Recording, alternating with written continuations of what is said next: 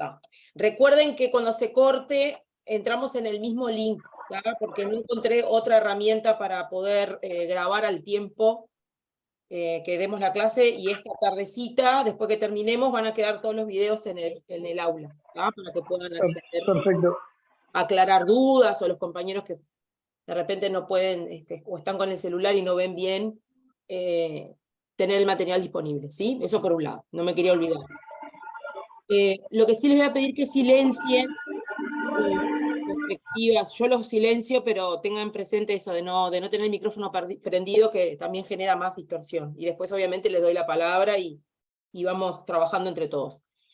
Como resumen entonces, hablamos de ASICUR como la Asociación de Industria Química, y está la actividad en el aula. Creo que algunos ya subió, pero faltan unos cuantos. Recuerden que la idea es hacer una actividad semanal. La idea es que el cierre, nosotros nos vimos el sábado, yo dejé toda la semana hasta el domingo inclusive para la entrega, ¿está? Dudas que tengan en el foro, recuerden que está el ámbito para consultar, pero capaz que lo que hacemos ahora, robamos unos minutitos para los compañeros que ya avanzaron, o lo están leyendo, o lo están trabajando. Si tienen dudas ahora, capaz que aprovechamos esa instancia. Genial, ya tengo una mano levantada, buenísimo. Diego, adelante. Viviana, ¿cómo andás? ¿Todo bien? ¿Todo bien? Todo bien. Consulta sobre la tarea. A mí recién hoy me dejaron cargado en la página, porque en campus, porque no me habían cargado como me inscribí a lo último. Bien. Me lo cargaron recién hoy y pude acceder al material. Bien. Tenemos que trabajar sobre el código 5 en los anexos. Sobre el Ahí código... tenemos que poner... Sí, te escucho, perdón. Perdón, en los anexos donde plantea las prácticas, ahí le ponemos la normativa que aplica. Ahí va. El anexo que vamos a trabajar es justamente ese único, el código 5. Que en clase, si recordás, hicimos un par de ejemplos Sí. El ejercicio un poco apunta a que ustedes piensen y razonen cuáles serían las evidencias, ¿no?, que deberíamos ver tanto en forma documental, o si por ejemplo estamos haciendo una visita a una planta de estas características, qué cosa deberíamos ver para decir, bueno, esto se cumple o no se cumple, ¿sí? Y si está asociado un requisito legal a lo que ASICUR establece, bienvenido obviamente ese reconocimiento, porque de la mano, o sea, ASICUR, si bien no nombra decretos y normativa, Claro. muchos de esos elementos que ellos entienden que se deben de cumplir acompañan el requisito legal, ¿sí? Sí. ¿Ah? Brevemente, o sea, eso es leerlo, no tienen que describir una monografía de cada tema, pero hacer un punteo en el espacio que está disponible sobre qué evidencias ustedes entienden que se debería cumplir. Bien, el Excel es como información nada más, eso no se toca, porque se anexó también un Excel con la planilla. Lo que tienen que usar es la planilla esa que dice código 5, la descargas en tu computadora como un Excel. El otro documento adjunto, no sé si es un Excel o es un documento Word, ahora no recuerdo, y ese documento es como la explicación de cómo completar ese código 5. ¿Cómo aplicar? Sí, es un Word. Correcto. Sí. Ahí va. Es Eso, nada, si entendieron la dinámica de lo que tenemos que hacer, ni pierdan tiempo en eso, yo lo adjunté por las dudas. Recuerden, o sea, optimizarle el tiempo, porque entiendo que eso es capaz que les lleva un ratito leerlo. Si tienen dudas en el foro, yo estoy continuamente conectada y lo podemos discutir por ahí. Perfecto. ¿Ah? Pero es el mismo Excel, es el código 5. Lo descargas y después donde está la entrega, lo subís con tu nombre y ahí queda ya entregado en el campus. Perfecto. ¿Bien? Muchas gracias. Por favor, Joana, ¿tenías la mano levantada? Buenas tardes. Era más o menos la misma consulta, si en la parte yo tenía que puntear en qué norma hace referencia. Exacto. Ya sea decreto, ley, etcétera. Hago un punteo, por ejemplo, digo, tal decreto, tal artículo, y así con la norma que yo considere que abarca lo que allí me plantea. Exacto. Bien. Exacto. Gracias. Y si hay otra evidencia objetiva, documental, yo qué sé, un procedimiento de trabajo, una instrucción operativa, como vimos en la clase, una inducción de seguridad, ¿no? Puede Claro, ser. porque puede ser normativa interna de la empresa también. También, exacto. Bien. Uno de los ejemplos que vimos en clase hablaba, por ejemplo, de la participación de los trabajadores. Entonces, bueno, ahí pueden sugerir cosas que de repente, bueno, si yo veo un buzón de sugerencias, ¿no? Donde los trabajadores participan, o bueno, colaboraciones, yo creo que mencioné colaboraciones en las instancias de capacitación, o en la revisión de la CIPER, ¿no? Otros elementos que darían cumplimiento para que la participación de los trabajadores sea efectiva, ¿no? Bien, gracias. Bien. Diego, ¿vos quedaste con la mano levantada o tenés otra pregunta? No, se me quedó con la mano levantada. Ah, no, por las dudas, capaz que te había surgido otra cosa. Sí. Muchas gracias. No, por favor.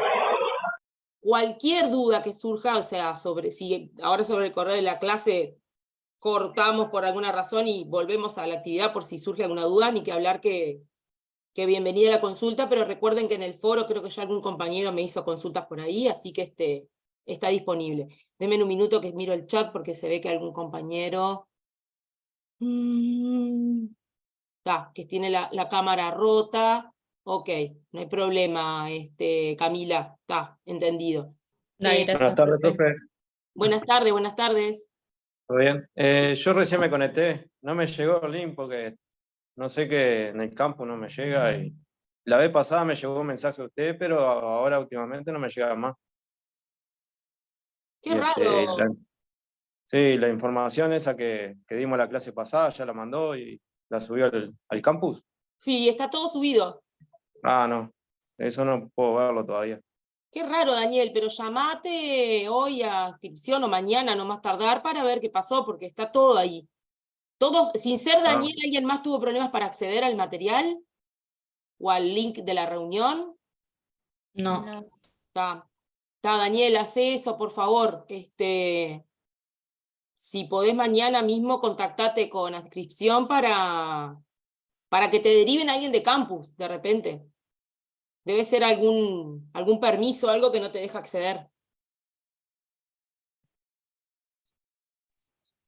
Ahí tengo, mire, como que me mandó el primer mensaje, Sí. pero después nunca más. A ver. Y si vas para atrás cuando te da las opciones del curso, tampoco, porque eso estás en avisos, ¿no? Sí, estoy en aviso. A ver. Ahí te estoy mirando en primera plana. Ajá. En el lado izquierdo le tiene que aparecer seminario Claro. industria, y capaz que si toca ahí le aparece desde cero todo. Sí, ahora no te veo nada, no sé qué pasó, Daniel. Ahí. Ahí si vos vas, no, pero esa no es, es la que dice S. Ahí va, ahí está todo, mirá. Bien, ahí va, lo Ahí va. encontraba. Genial. Sí, tenés que ir a Dale. la parte que dice el seminario al que estás matriculado, que es el J. SEJ. Y Ahí ahí va, está. con razón. Donde dice, Dale. ahí va, donde dice Asicur, te metes ahí y está el link, está el material para descargar, que está el Excel, y en el último ítem Bien. que dice entrega la actividad, ahí lo subís. Impecable, muchas gracias. No encontré. No hay problema. Yo ya aproveché, como verán, que hay otro tema agregado que sería para la clase de hoy. Que nosotros ya empezamos la clase pasada con el proceso productivo. Entonces ya dejé la presentación PowerPoint que empecé a usar aquel día para que ya les quede todo el material, ¿sí? Bien, ¿y qué más? Bueno, vimos el video de inducción y empezamos a hablar de otra actividad que va a ser para la semana que viene, que yo ya aproveché para verla ahí, porque de repente acá por Zoom es más complicado, que es el trabajar sobre requisitos legales, pero tranquilos que eso va a ser para la otra semana. Lo que vamos a hacer es tomar el decreto 307, creo que yo les mostré un poco cómo en algún momento lo usé como herramienta de diagnóstico, ¿no? Para comenzar a trabajar, y esto lo pueden aplicar a cualquier rubro, o sea, utilizar los requisitos legales como una forma de revisión de la organización, ¿sí? Y también puede servir como una herramienta de de diagnóstico y de indicador de cumplimiento.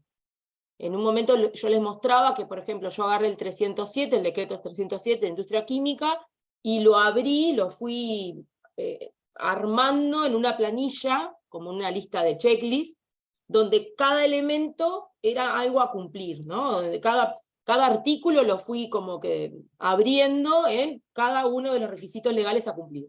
Entonces yo no sé, pero no me acuerdo ahora, pero creo que logré armar 17 ítems o 18 ítems.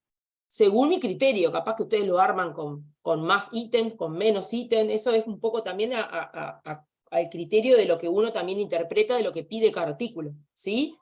O lo puede hacer por artículo tal, artículo 2, artículo 3, y así separarlo por artículos, ¿tá? Eso es muy personal, porque la idea es que ustedes piensen cómo lo armarían como una herramienta de trabajo. Entonces, cómo pensarlo en un indicador de cumplimiento. Entonces, a una organización, a una empresa, a un gerente, mostrar indicadores de cumplimiento de un requisito legal, o de inspecciones de máquina, o de instancias de capacitación, ¿no? Entonces ahí nos vamos metiendo un poquito en el concepto de los indicadores, ¿no? Pensar en eso, cómo lo utilizarían a la hora de demostrarle a un gerente, a un jefe de planta, cómo viene avanzando el desarrollo de este cumplimiento de normativa legal, ¿sí? Entonces el ejercicio que va a quedar para la semana que viene, que van a tener toda la semana, va a ser ese, ¿no? Trabajar sobre el decreto 307 y transformarlo en una herramienta de lista de verificación, de chequeo, de diagnóstico, como les quede mejor el título a ustedes, ¿sí? Es solamente eso.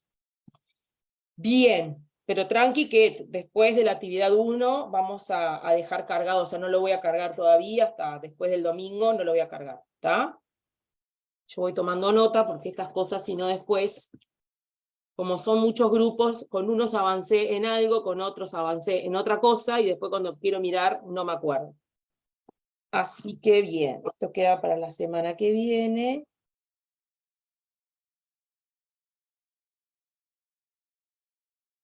Decreto 307. Bien, también empezamos a trabajar, o a contarles un poco, después del video de inducción, donde vimos todo el sistema de que tenía la organización para gestionar los riesgos con el programa de permisos de trabajo, las reglas que salvan vidas, y con otras herramientas. También vimos cómo funcionaba la brigada de emergencia.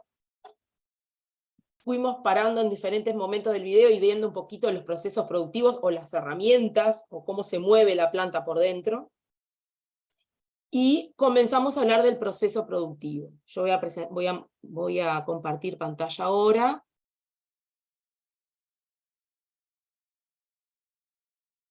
Bien. Brevemente, como para no dejar nada como en el camino, porque de verdad no recuerdo hasta dónde llegamos. El proceso productivo se resume un poco en estas actividades que se encuentran acá. Comenzamos hablando del depósito de las materias primas, o sea, enunciándolas cada una sería desde el depósito de materias primas, pasando por todo el transporte interno dentro de la planta. Recuerdan que todo lo que es transporte carretero y la llegada de los materiales no lo vamos a evaluar, o no lo vamos a revisar, mejor dicho. Sí vamos a hablar un poquito del transporte interno, del movimiento de autoelevadores y de otras herramientas de asistencia de carga, como otras paletas y otros elementos. Después vamos a hablar un poquito del proceso de dispersión, que se acuerdan que habíamos hablado, que es el proceso donde se involucra dentro de un tanque o dentro de una olla la primer premezcla de productos químicos, donde se empasta el pigmento en una fase líquida, que dependiendo del tipo de pintura, esa fase líquida puede ser agua o puede ser una mezcla de solventes orgánicos, ¿sí? Después viene el proceso de molienda, que este proceso en realidad no hay tanta intervención del trabajador en lo que tiene que ver con la exposición de productos químicos, pero sí hay manejo de materiales, de ollas, de conexiones de manguera, y demás elementos que vamos a ver en su momento. Después viene el proceso de dilución, que una vez, un segundo por la duda que... un proceso de dilución, como hablamos en clase, las pinturas, o sea, si uno mira el conjunto de una carta de colores, todas esas pinturas no se fabrican. Entonces, lo que se hacen son concentrados de pigmento que luego entonan una base de color blanca, ¿sí? Entonces esas diluciones también son parte del proceso, pero es donde menos exposición también tiene que ver, por ejemplo, con material particulado. El material particulado se trabaja en este proceso de empastado y de molienda. Una vez que pases estos procesos, ya la dilución es más bien de los líquidos, como lo dice su palabra, dilución, ¿no? Algo concentrado, le voy a agregar una mezcla de líquidos que van a diluir esa pintura a el control final, al patrón final que me va a decir control de calidad. Este proceso de control de calidad, de repente ahora está acá mencionado, pero control de calidad participa tanto en la dispersión, como en la molienda, como en la dilución, ¿sí? Tiene como una intervención muy grande porque mide diferentes parámetros de calidad según vaya avanzando el proceso de producción. Y una vez que el control de calidad lo aprueba, y está en condiciones para ser finalizado el batch de la pintura, pasa al sistema de envasado dependiendo de la capacidad que se quiera envasar. También vamos a ver en su momento algunos ejemplos de envasado, pero claro, ya acá en este último proceso, si bien yendo a lo que tiene que ver con riesgo químico, ¿verdad? No hay demasiada exposición, porque ya el producto final ya es una mezcla bastante estable, ¿sí? También tiene otros puntos críticos que son importantes revisar, ¿sí? Si bien nosotros vamos a ver todo el proceso, la idea es que el trabajo final no vamos a hacer todo esto porque es muy extenso.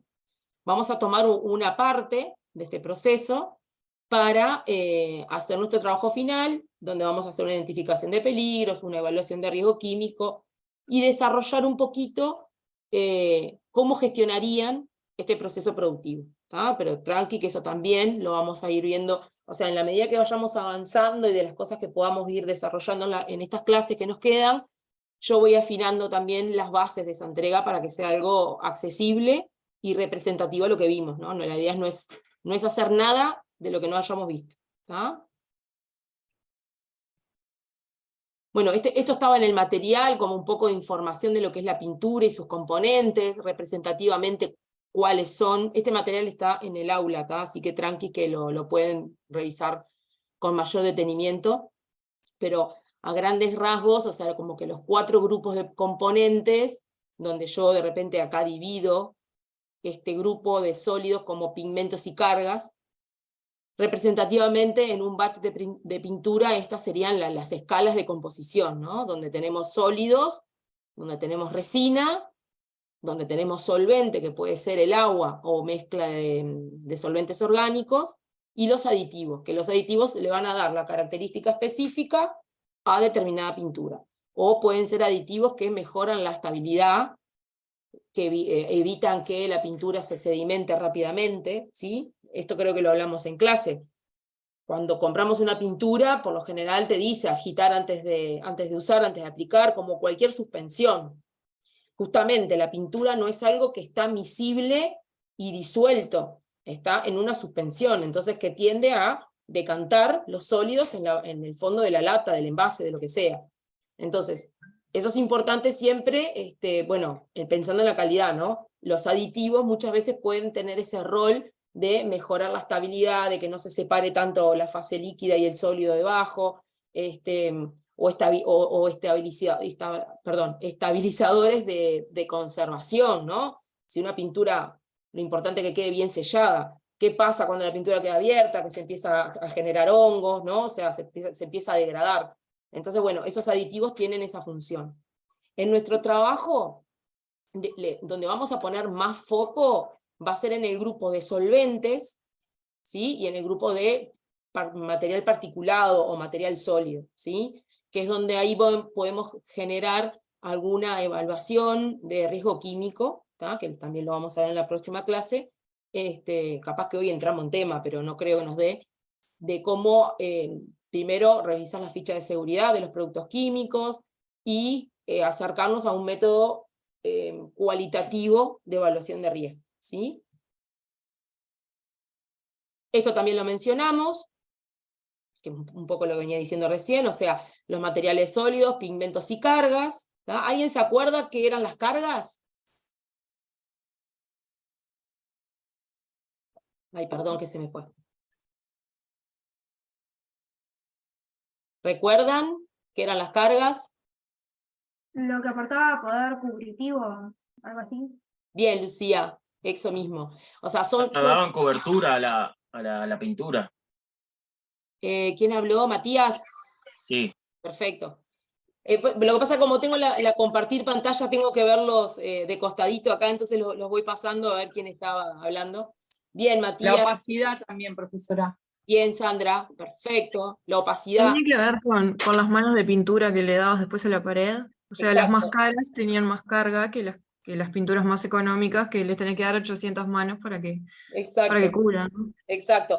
Yendo, o sea, no siendo despectivo con las marcas, ¿no? Eso yo siempre lo aclaro.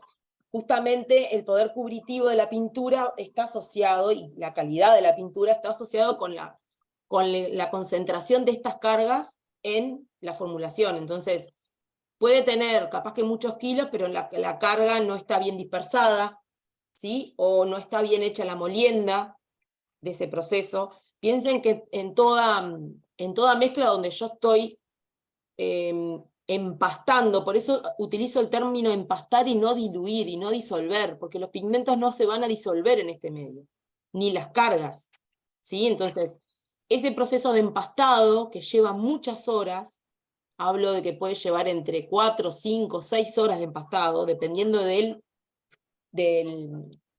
tamaño de partícula de esos sólidos y de la dureza, ¿sí? ¿Se acuerdan que cuando hablamos de la presentación de las bolsas hablamos de pigmentos más livianos y otros más pesados? O sea, también tiene que ver con esa densidad del tamaño de la partícula. Entonces, se empastan según esas características, determinado tiempo, y también la molienda lo que hace es justamente romper en su mínima expresión todo material particulado, ¿sí? Denme un segundo, discúlpenme porque voy a silenciar acá porque me estaban escribiendo por un trabajo y no estoy disponible ahora, perdón. Entonces lo que decía, hay procesos que el trabajador, y lo vamos a ver, tiene un momento de intervención, donde manipula, donde está expuesto a la manipulación de productos químicos y a la exposición de vapores y de material particulado, pero buena parte del proceso ya después es en un sistema cerrado. Entonces vamos a ver que de repente el trabajador está 1 hora, por ejemplo, haciendo todos los agregados, y después eso una vez lo cerró y quedó agitándose 6 horas. Entonces hay parte de los procesos que son más bien cerrados y otros que son un poco más abiertos, donde el trabajador tiene exposición, ¿sí? Pero bueno, bien lo que recordaban lo que era la carga, excelente. Y vimos algunos ejemplos de carga, como que en la más utilizada es el carbonato de calcio o el zinc. ¿Ah? Y dentro de los pigmentos está una gran gama de pigmentos que pueden ser orgánicos, inorgánicos, determinada característica, pero los más utilizados para los ejemplos que vamos a ver es el dióxido de titanio, que es el pigmento blanco por excelencia, el negro de humo, hay algunos otros ejemplos que vamos a ver en clase. ¿Sí? Los solventes, lo mismo. Profe, una duda. Sí, adelante, Joana. Cuando tú compras, por ejemplo, compras el látex blanco, ¿no? Y le querés agregar un color para entonar, ¿no? No sé si es correcto los términos, pero bueno. Sí. Vas a la ferretería y te lo preparan. ¿Cuánto es el tiempo que debe llevar esa mezcla del color con la pintura? ¿Por qué la pregunta? Porque, por ejemplo, me pasó de pintar una habitación y que en una parte de la pared quedara bien y la otra parte quedara como manchada, ¿no? Sí, es raro. Y entonces la persona que pintó se justificaba diciendo que en realidad era que la mezcla de la pintura no había estado suficientemente, no había tenido el tiempo suficiente, y entonces que la pintura como que no estaba homogénea, y entonces en unas partes pintaba bien y en otras partes pintaba mal. A mí no me convenció nada, pero... Sí, es raro. En realidad cuando son y está bien tu pregunta, cuando vos mezclás dos, porque aparte estás hablando de ya dos pinturas preparadas, una base y un concentrado, o sea, son dos cosas líquidas que estás mezclando, o sea, lleva un tiempito, pero no es... Porque digo, eso lo hacemos nosotros en casa también, compras dos pinturas, mezclás y claro, sí, no necesita de una máquina especial, de un procedimiento... No, es más, en un momento se vendía el famoso sachet de Incatone, Sí. ahora hay un montón de marcas, que uno compra la lata de pintura blanca, la entona con ese sachet.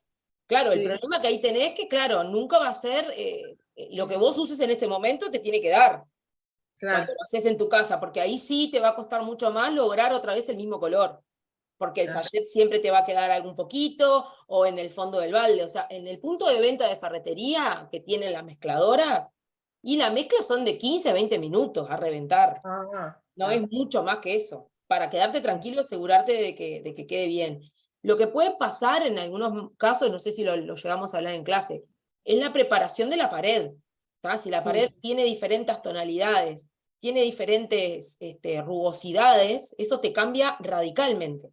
Y también, de repente, la luz, la incidencia de la luz es fundamental. A mí me pasó hace poco, yo no sé si lo conté también en clase, que no es lo mismo pintar la pared de hormigón, o sea, o que tiene una terminación de obra, exacto, a pintar ahora que se hace todo con yeso. Con yeso, Yeso. gracias, ahí va. Entonces, el yeso no solo que está lisito, divino, y que tiene una base, entonces ahí de repente buscaste el tono y te quedó 10 veces peor, o más fuerte, quiero decir, la intensidad de ese color, porque la base es sumamente lisa y no tiene ningún tipo de pintura abajo, entonces capaz que ahí tuvo que ver de repente el acabado que había en la pared antes.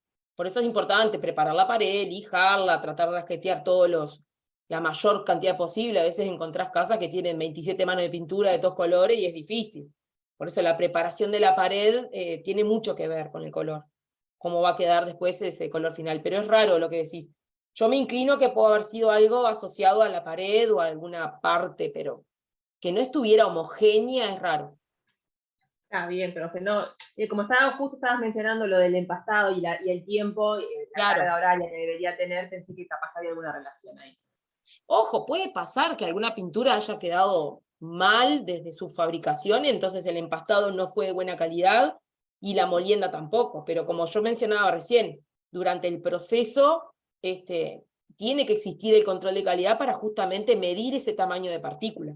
No sé, van a ver, yo en el material les dejé un video que se llama Pintura Látex y muestra un poquito todo el proceso, salvando distancias y diferencias con lo que vamos a ver. Menciona mucho el control de calidad y cómo miden el tamaño de partícula, la cuña le llaman, para justamente que después cuando vas a pintar en tu casa no tengas los lamparones de pigmento seco o no desarrollado, ¿sí?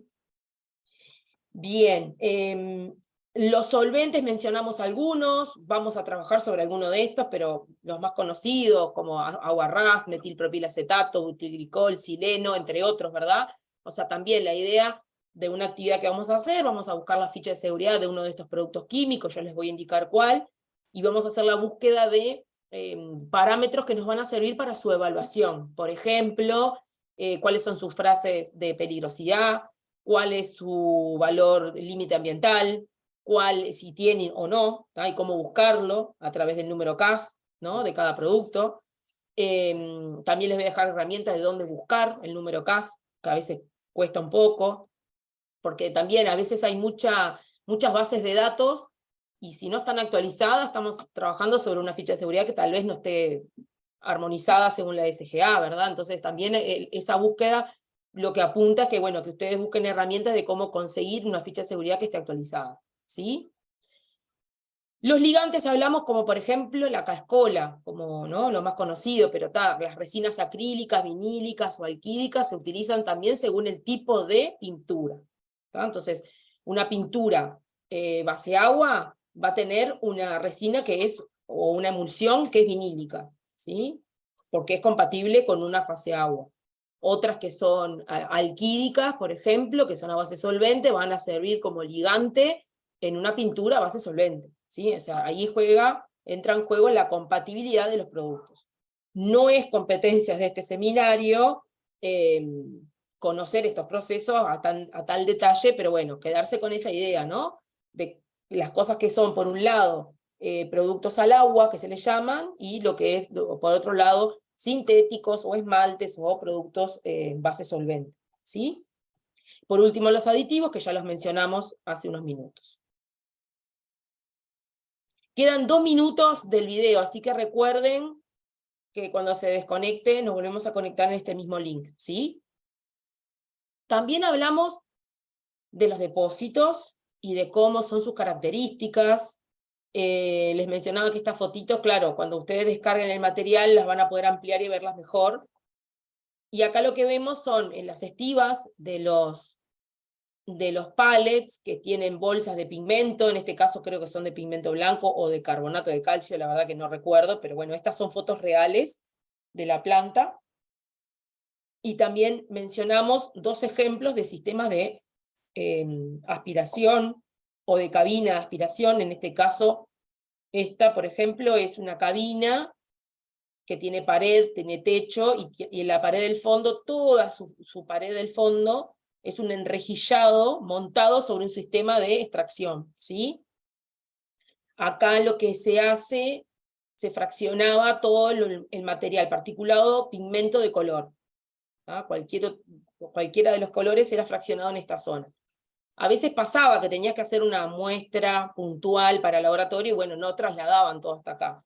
Lo hacían en el lugar de almacenamiento, y sin problema, pero acá supongan que se hacían fraccionamientos de varias bolsas, donde mucho material particulado se genera en esa maniobra. Entonces, bueno, en la foto que vimos en su momento, no me lo deja ampliar cuando estoy en modo presentación, quería hacerle un zoom acá.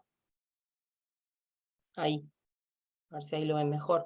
Entonces, esto creo que lo vimos en clase, donde pasó el pigmento, dejó la marca. Esto es como evidencia de que el pigmento pasó por estas rejillas. Independientemente de eso, hay un sistema instalado y el mismo tiene que funcionar correctamente. Entonces, ahí empieza el juego, ¿no?, de los mecanismos de control operacional.